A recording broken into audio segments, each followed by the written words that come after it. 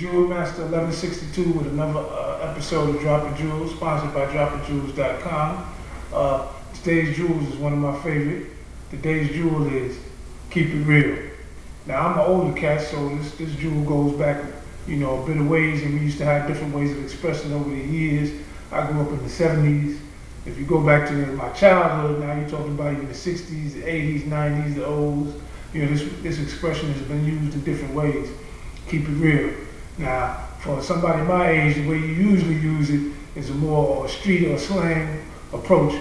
We might say keep it real. For example, I might say to some younger brothers, man, how you wear your pants like that and consider yourself street and hood? When you wear your pants singing like that, how you gonna be ready? When you street or you hood, you gotta be ready to run from the police at all times. You gotta be ready if gunshots buck out. You gotta be ready to move. You never know when you're gonna have to scrap. How you gonna be getting ready to fight and throw your hands up and your pants is hanging down? So your pants hanging down is not street, that's not hood. If you really street and you really hood, you don't have your pants hanging and sagging. Keep it real. Now that's the way the expression is generally used. Today that's not how I'm gonna break it down. That's how older cat might use that. Today we're going to use a more formal approach so that we can use it in our everyday lives, because today we're talking about keeping it real with ourselves, which is the real keeping it real. What we're going to talk about today is what they say in the classroom is stated values and actual values. I don't want to get too bookwormy on you, but it's like this. The things that you say, not to other people, but the things that you say to yourself are valuable and important to you. Are you putting time, energy, and effort into them? If it's important to you, then you're already investing time, energy, and effort into it. When I was incarcerated, and we used to do seminars on this topic, one of the main topics that came up that was of value to an incarcerated person is freedom. But that was once we was locked up. When we were in the street, we didn't necessarily put our time, energy, and effort into maintaining that freedom. So take a little while to think about the things that might be important to you.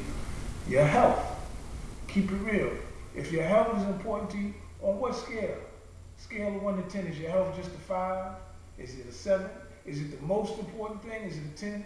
Well, your time, your energy, and your effort. Your time, energy, and effort that goes into maintaining your health, is that a 10? Is that an 8?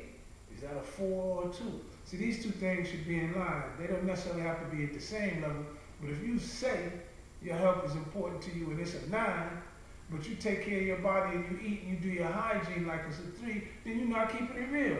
So we want you to keep it real, whether it's your health, whether it's your finances. If you think that you want to have certain things or you want to go certain places and it's important to you, it's a 7, 8, 9, 10, but are you putting the time, energy, and effort into it that corresponds? Because if not, that's okay. You don't have to lie to yourself. You don't have to say, okay, well, I need to throw all this extra time, energy, and effort into it. You can just be honest with yourself and say, you know what? That wasn't as important to me. I used to tell myself, okay, yeah, I'm going to learn Spanish and do, et cetera, et cetera. I'm going to learn by such and such a date. I acted like it was this important to me.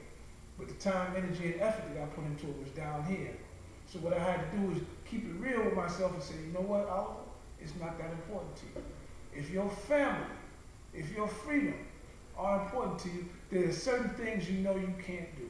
There's certain things you know you can't be out there hanging out and doing, because that's not putting your time, energy, and effort into caring about your family. If you have children, for the fellas like to say my seed, if you value and care about your seed, how much time, energy, and effort are you putting into it?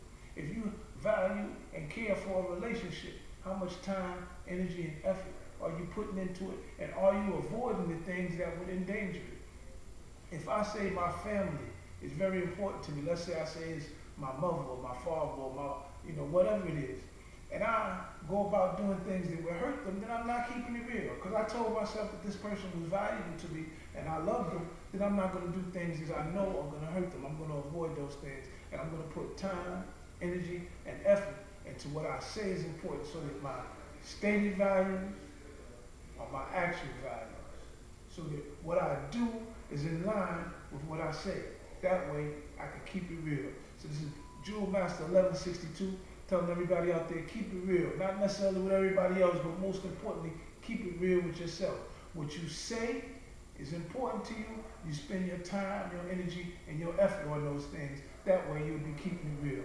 Once again, this has been Jewel Master 1162 from droppingjewels.com with another episode of Dropping Jewels. I hope you'll come out and visit us at droppingjewels.com. I hope you print out some materials, some free workshops, a master list of jewels, perhaps even you'll purchase a poster. You share it with a young person or share it with an incarcerated parent. All right, I ran my mouth enough for now, and until the next episode, I want to say peace and blessings.